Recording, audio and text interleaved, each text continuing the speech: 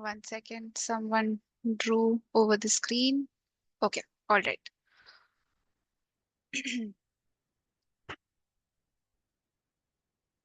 Okay, so before we start animating the ball characterizations, uh, there are certain things that we need to discuss so that you know what different types of poses are. Okay. Usually, when we're animating, we're always working with references, right? Right now, we're not using any reference. Like, I'm not using any reference, but you will be following what I'm doing. So basically, it will be a reference for you. Uh, but later on, when you have practiced enough and you can actually plan out your shots on your own, that's the point where, certain poses, the names of poses, like if you have the knowledge of them, then it will help you to plan out your shots. Okay. Even if you're planning to record a reference for yourself, it helps to make a rough sketch. Just three or four sketches of what will be happening in a scene is more than enough for you to, help you to actually create your reference. And then obviously you will use the reference for the animation. So when we create some story defining poses, those poses are known as key poses. Okay. Now these key poses basically they tell you what exactly happens in a certain shot. So let's say that we have a sphere over here. Let's consider it a ball. Okay. So this is the starting position of the ball. We can consider this as point A. So I will put a key here just so that we can save its position. Now, the final position of this ball will be um, around here. Okay. Now, right now, if I just hit play, you can see the ball is just, traveling from one position to another position, right? There's nothing happening in between. That's because we haven't decided that something is supposed to happen. So now we need to decide what will happen here. So I feel like I want to make the ball bounce here, make a small jump. So that will be a defining moment of the particular shot, right? Usually the ball stays on the ground. It it travels like it is translating. It will also rotate in order to move, but nothing else is happening if I don't add any key pose here, right?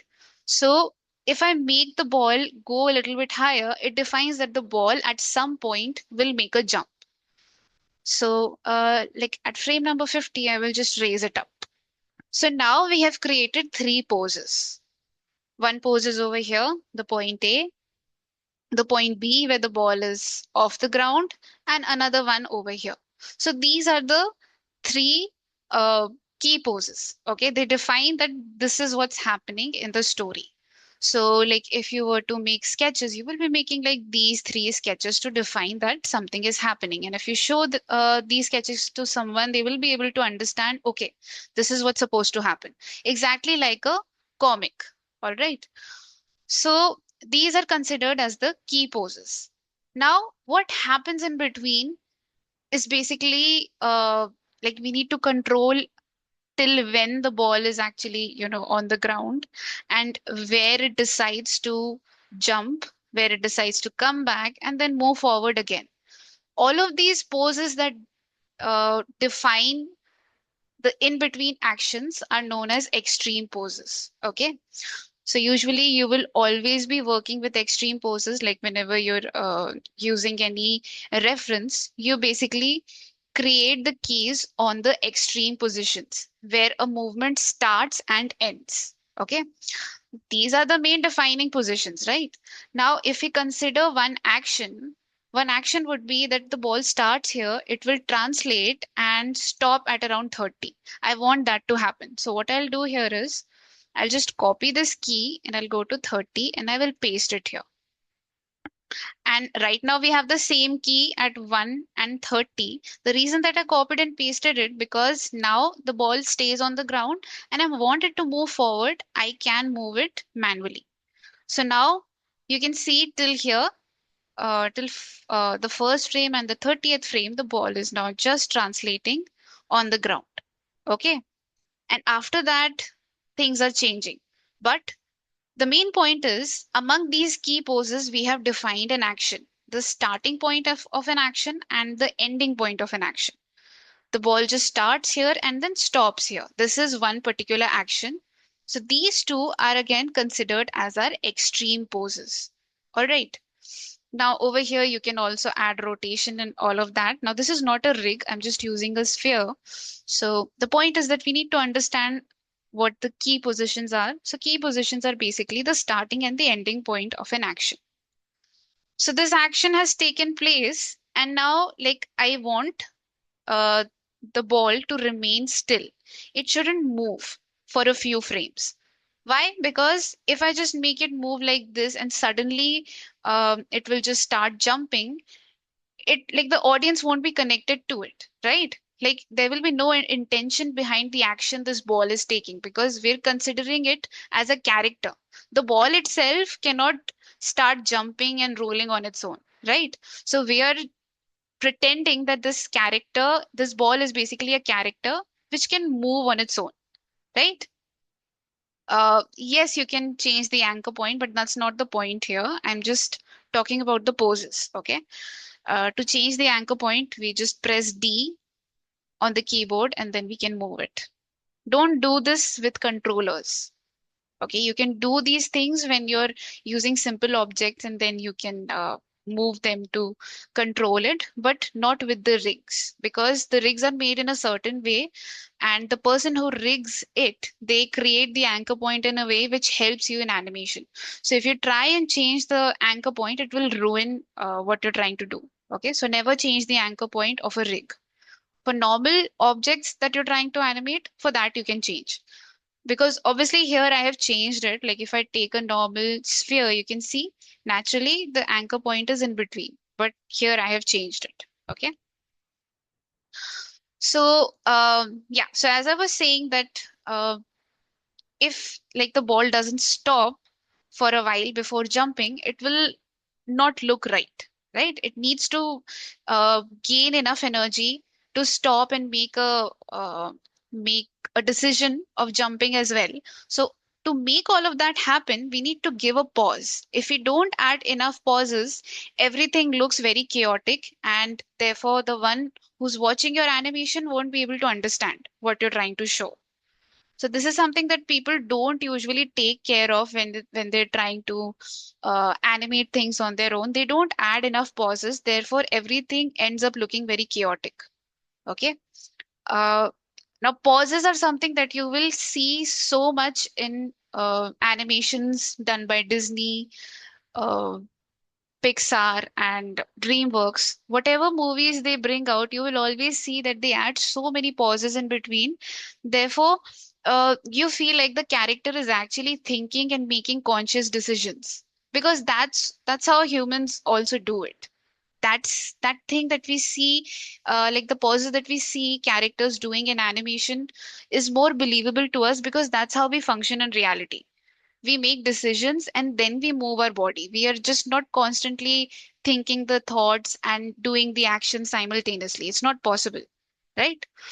So yeah, yeah, it is possible in such situations where it's about life and death, the thing which is known as fight or flight situation.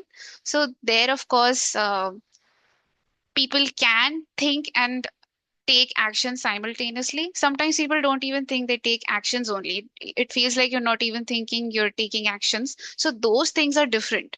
Now, when we're talking about 99% of cases of how humans, behave and go about in their lives, they're always thinking and then they act it out. Okay.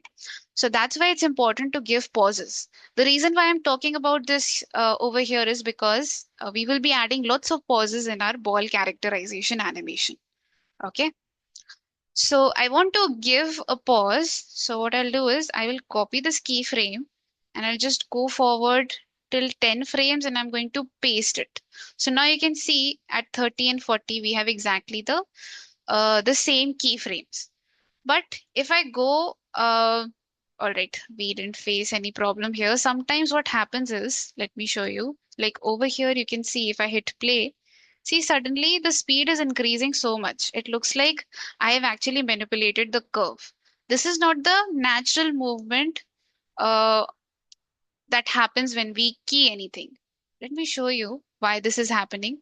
And it can also happen when you're copying and pasting certain keys. Here we didn't face that issue. Sometimes it happens. Let me show you. So I'll go to the graph editor and look at this curve. So we have only animated it till here in translate text. So let's see that. Look at this. See the shape of the curve. This is not what happens usually, right? When we like, let me take another object, putting a key here and putting a key here. So now you can see in translate text, I have selected the second object, okay, which I just created to show you. You can see this is the type of curve we get, the slow in and slow out curve or the easy ease curve, okay? So this is the natural shape, the S shape curve. Now here what we have gotten is very different. Look at this. The shape has been very much disrupted. It's still S shaped, but it's not the natural shape of the curve. Why did this happen? Because I copied this key and I pasted it on 30th frame. So what happened is that these tangents, you can see the tangent handles, they are basically there's no space for the tangent handle to fix itself. Okay, you can see it is very, very stretched out. Usually when you copy and paste the keys, the tangent handles get stretched out a lot when you're working with weighted tangents. Okay, so you can see the shape of the curve has changed so much, therefore it is affecting the speed as well. So when you see such things happening, what you can do is you can just select those particular keyframes. You can go over here at the top and click on auto tangents, and now you can see it is back to how it is supposed to be. Now, if I hit play, you can see it moves exactly how we would expect it to move in Maya. Okay, there's no change, there's no big change in speed happening. All right, so I'm explaining this because you will be copying and pasting keys multiple times, and there could be areas where it would mess up the in-between movement. So all you have to do is just smooth it out. Okay. So just click on auto span and it will be smooth. All right. So yeah. So you can see I have added a pause here. All right. And then you can see again there's a weird thing happening. See, there's a jump happening from 48 to 49. Let's see the graph editor again. See, look at this shape. Let me click on translate Y. Why translate Y? Because it's happening in the vertical axis. See, the jump is happening in the vertical axis and not in the forward axis. That's why I selected translate Y. See the shape of the curve. Let me select these two keys and I will press F to, narrow it out a little. And you can see, look at this. It's a little flat here and then it goes completely straight. It's very, very steep. That's why this sudden jump is happening. Okay. So what I'll do, I'll just select them and I'll smooth it out. And now you can see it is gradually increasing. Let me undo this and show it to you again. You can see till here, it's kind of constant, but right after 48, it jumps to 49 like this. So when we smooth it out, the shape of the curve changes. It becomes uh, more, I mean, basically it becomes less steeper and it is increasing gradually. Therefore, the movement becomes smooth. All right. It's good that this happened twice because it can happen multiple times when you're working on your own. So you should know how to tackle this. Okay. So yeah. So you can see till here we added a pause and now there's a jump. And now you can make a choice where you want it to come down because this was a key pose and this was a key pose. We don't have any extremes to control the movement here. So you can go ahead a few keyframes and actually bring it down. Now let's say that like I want to bring it down in the straight line itself. So again, like there are two things that you can do. If you don't want to copy and paste the keyframes, what you can do instead is uh, you can copy the X value. Okay. Go to translate X, copy that value, and you go forward a few frames where you want it to be down, and you paste that value there. So right now the object is not down, but if I go back and forth between 50 and 60, they are in the same forward axis, right? Now I know that at 60th frame I want it to be on the ground. So what I'll do instead of copying and pasting is I'll go here at translate Y and I'll type 0. Okay. So now that typing 0 would work if it was a rig. Right now I'm not using a rig, so that's why you can see it goes all the way down. So just adjusting it. And now you can see it is coming down and there's no change in speed happening. Why? Because I didn't copy and paste the key directly. Instead, what I did, I copied the value for the forward axis, which is translate X, and I just lowered it down in translate Y. So now you can see it is going down straight like this. And then it goes forward. Okay. So you can see what's happening here. There are multiple extremes. Now, one action is this, the starting, the ending. This is an extreme. Now, it just stays at the same position. You can also consider this as an extreme pose. And then it starts to go up and down and then forward. Now, there is also something known as a breakdown pose. So, breakdowns, I think I've explained it again, but I think in the previous class I did talk about it, but let's explain it again. Basically, the spacing of the position that is happening is all about the breakdowns. Okay. So right now, if I want to control the speed of the ball falling down, I can do it with the help of the curve, right? I can just go to translate Y, take these, break the tangents, and I can just edit it, right? If I want it to be slower at the top, I can make it flatter here, and at the base, I can make it steep. Then what happens? It is slower at the top and the speed increases at the base, right? So this is the kind of breakdown that we do with the help of curves. Now, let's say for some reason you don't want to use curves, then what you'll do manual adjustments and you'll do that by adding the keys.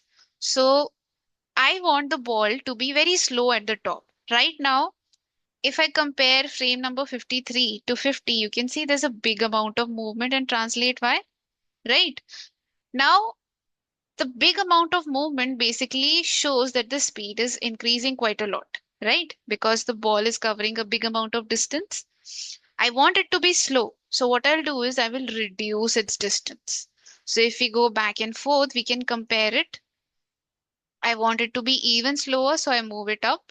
And now you can see from 50 to 53, the ball is moving very less, right? If I delete this, you can see the ball was actually here if we let it out to be in the natural movement of it. But instead, I added a key here and now I'm controlling its movement. So in the beginning, it's slow. All right. Now, when it's near to the ground, I want it to be faster. So how do I make it fast? I will move it a little bit higher and you can see it will look like the speed is actually increasing because I will make the ball cover longer distances. So like let me move it up and now you can see the ball is covering more distance in between. So if I hit play, you can see initially it's slower and then at the base it is faster. So this is how we can control it manually. Now, we obviously don't have to do all of this manual adjustments because we have curves. Now, the adjustments with the curves is possible when you have, simple movements and big amount of distance in between the frames. Like you can see here, we have like 10 frame distance. Now, let's say you need to show a change in speed in only 3 or 4 frames. Okay. And there it's not, let's say that it's not possible to uh, add a big amount of change through curves. Then what you do, you put manual keys. Okay. So for now, because we are doing simple animations, we can easily make adjustments just with the curves. So wherever it's not possible to do it with curves, we will be doing the manual adjustments by adding keys manually. Okay. All right. So is this much clear? The difference between the key pose, the extreme pose, and the breakdown poses.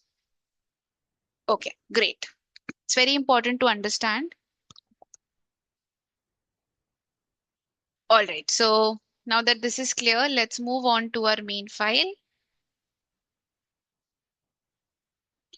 Okay. So I'll just change it to a basketball. And don't worry about this scene. I've just created a very simple model just by combining it together, but I will send it in the group. Okay, so you all can use it directly. All right, so I will be changing this ball to basketball. Okay, then we will be animating using this controller, the middle one. Okay, so I want the starting position of the ball to be a little bit away. You can see it's not a little bit away, it's actually too much in distance. And the reason behind this is because we'll be showing, all the different steps this ball will be taking. So we need a big amount of space in between. Okay. So just keep it this much away from the grid, around this much. There's no measured distance. Just make sure that from the grid, the ball is a little bit away. Okay. So that's it. Now let's zoom in a little bit. So this is the starting position of our ball. So I will be keying it by pressing S. So it is locked. Okay. Now I will give the ball 1 second, around 1 second to come to a halt. Just like how I showed previously that I moved the ball from one position to another position right on the ground. That's exactly what I'll be doing here. Okay. So I'll go to frame number 20 and I will move the ball till here. So if I play this right now, you can see this is how the ball is moving. Okay. It starts here and then it stops here. Now, there is no rotation which is happening here. See, whenever a ball moves, it cannot translate on its own. It doesn't have legs, right? It moves forward by rolling. So definitely rotation is very, very important here. So we have already keyed everything at the first position. Now in the second position where the ball has stopped, I will add rotation. Okay. So you can see if I hit play, you can see the ball is rotating. You can see how natural it is looking. I haven't added too much rotation.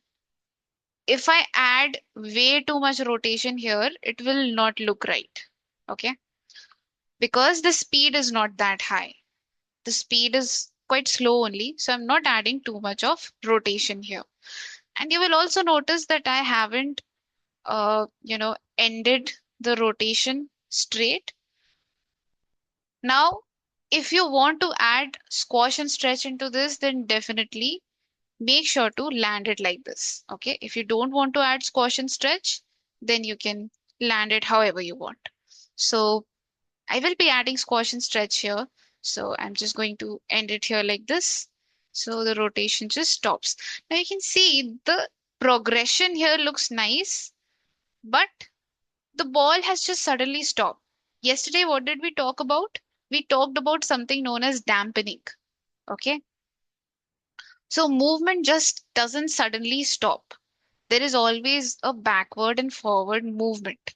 And then slowly it dies down. So that's exactly what we want to do here. So the ball has been moving forward from 0 to 20. Now, when we want it to stop, we will be translating it backward and forward. Okay. So that's exactly what we'll do. I will move forward a few frames. Make sure to not move forward too many frames. Okay. Just like 3 or 4 frames is enough. So I'm moving around 3 frames and I will take it back. Okay. Taking it back and then I'll move forward and take it forward. So see what's happening? This was the position where it stopped and then it went backward, it went forward, and then we can add another one here where we take it backward once again. So see the differences? Let's see it again. Here the ball is going forward, then it goes backward, then it goes forward, then it goes backward again. You can see I have really stopped the like reduce the amount of movement. Okay. It's going backward, forward, backward, and the movement has reduced quite a lot. It will be evident if we check out the graph editor. So if I go to translate X, I'll press F and you can see. Look at this. This is having a good height over here. Then it reduces. Then it increases again, but you can see the difference. Previously, the height was a little bit away from this particular line, right? Now the second one is actually a little bit lower. And same differences can be seen between this one and this one. Okay. Now these are backward keys and these are forward keys. How can I say that? Because this is the forward key, right? The 20th key where the ball is moving forward. And at 23, the ball is moving backward. At 26, the ball is moving forward again. And at 29th, the ball is moving backward again. So forward, backward, forward, backward. Just like that. Now, like if I play right now, let's see if we have the proper intensity. We need to see if it's not too much. So it doesn't seem like too much right now, but who can tell me it's looking a little bit unnatural? And what is looking unnatural about it? Can anybody tell me? Like from 0 to 20, you don't have to talk about just the dampening effect that I've added. Exactly. Rotation. Okay. So we haven't added rotation here because obviously the ball doesn't just translate forward and backward. Rotation happens to it, right? So when the ball was moving forward, we gave it a forward rotation. Now at frame number 23, the ball is actually going backward. So the rotation will be backward as well. Okay. So if I scrub through it, you can see now the ball is going backward. All right. Now when the ball is moving forward again, we move it forward. So you can see backward, forward, and then in the last frame it goes back again. So again I will add slight backward rotation. You can see I constantly reduce the amount of rotation here. If we check out the graph editor, this is rotate Z. So let's see, look at the curve. Okay, I feel like here from 20 to 23, the rotation I've added is a little too much. So there are two ways of editing this. Either you go here in the viewport and reduce it. You can see when you reduce it, the key here actually went down, right? Or what you can do is you can go directly to the graph editor, select your key point, and you can take it down. How do you take it down straight? You first select it like this, press shift, left mouse button, and that way it will go straight only. It will not go left and right. Okay. You need to lock it when you're moving it. Like if I just select it and left click it, I can accidentally move it left to right. But if I press shift, left mouse button, it gets locked. Okay, so you can easily just move it up and down and control it. So either you reduce it here or you reduce it like this. Okay, so whatever is comfortable for you, you can do it on your own. So you can see backward, forward, backward. So let's see. Now I feel like the rotation is good, but the translation is a little too much here between 23 and 20. A big amount of translation is there. See, if I hit play, it doesn't look bad or anything, but I feel like in the beginning, the movement is a little too abrupt for my liking. So what I'll do, like I want to edit this. You see why I showed you how to edit through graph editor? Because graph editor changes helps us to adjust the movement where you've added subtle effects. Like here, you can see the movement that I've added in translation and rotation is very, very less. So when you try to manually move it in the viewport, it can become difficult. Whereas if you do it in the graph editor, you will be controlling it in a better way. Okay, that's why it's really helpful to learn this. All right. So you can see this was the position at 20th, and then I brought it down quite a lot, like backward. You can see it's going backward quite a lot. I want to decrease it.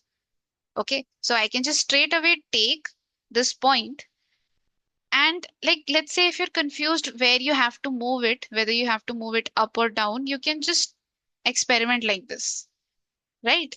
Like before moving something, you will obviously know where you want to move it. Like here, what's happening from 20 to 23? The ball is moving backwards, right? Now, when we see it in the graph editor, it can be a little bit confusing. So what you can do is you can press shift and move it up and down, and then you will realize. So if I move it backward, what happens?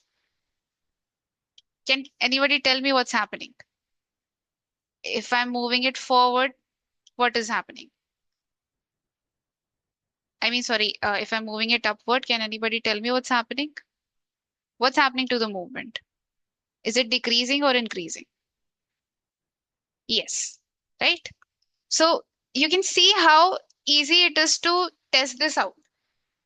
Whatever you're doing here, you can control it just by going back and forth, right?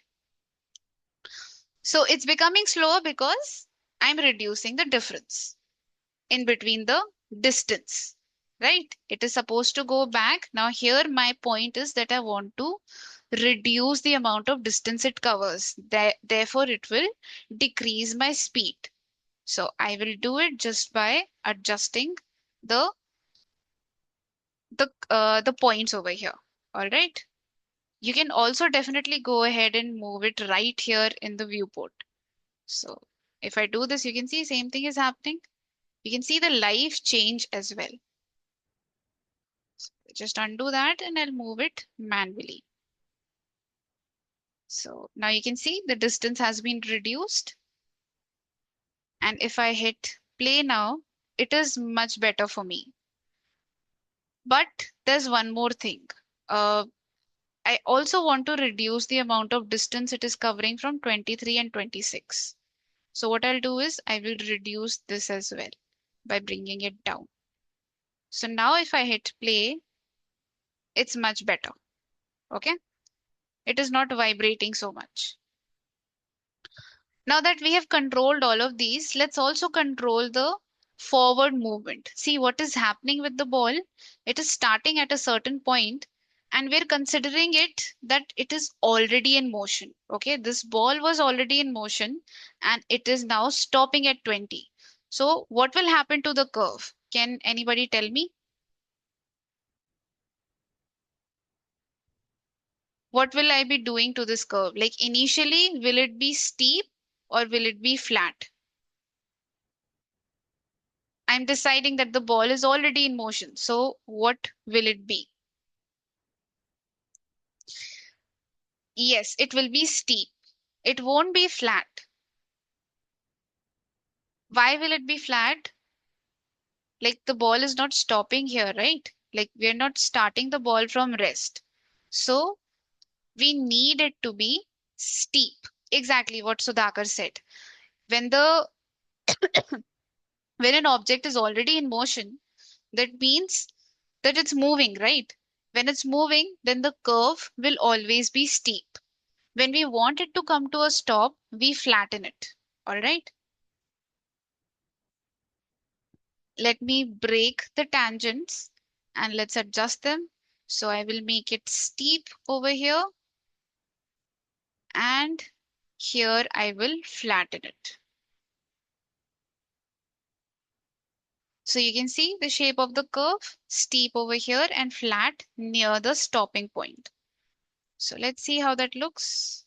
You can see it is fast in the beginning and then it is slowing down. Okay. Exactly. Deceleration.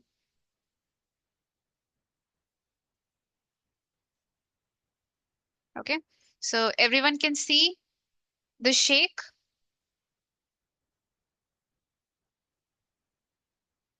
Good. You can also go in front like this and adjust the rotation some more. So like here, I want to add one more rotation. Why? If you rotate a ball, okay, and just watch it come to a stop, you will see that translation stops first and very slight rotation still happens. I mean, you can still consider it like it's still, slightly, very slightly it is translating, but mainly the rotation is visible when it comes to a stop. So what I'll do here is, like here the rotation was going up because the body was going backward, so it was rotating backwards. Here the body was moving forward, so the rotation was forward. Here again the body is backward, so the rotation is backward. Now I want to give it one final rotation, that will be forward. So I need to make sure that it will be very less, it should be very very subtle. Okay, the last movement that you add before making the character completely stop, it should be very, very subtle. So you can see I'm constantly going back and forth between 29 and 32. I'm using the comma key and the full stop key. Okay, so just trying to reduce it. And you can see how difficult it is to control. But it will be very easy to control it when you are working in the graph editor. Even if I increase the pivot size, still it will be difficult to control because the movement is very subtle. So it's always helpful to just use the graph editor. Okay. And that's it. Okay. So this is today's assignment for everyone. This is what you have to do. Rotate the ball, move it forward, stop it right at the grid, do a little backward and forward, and add rotations as well. Okay. So very short assignment. I will send this scene file. You can import your rig, the ball rig, and then do this. Okay. And we will continue tomorrow. Okay. Any doubts? Any confusions in this? Is everything clear to everyone? Okay. Okay. All right. Okay, then I will look forward to seeing everyone's assignment. Okay. All right, then let's meet tomorrow. Bye bye, guys. Good night. Good night, everyone.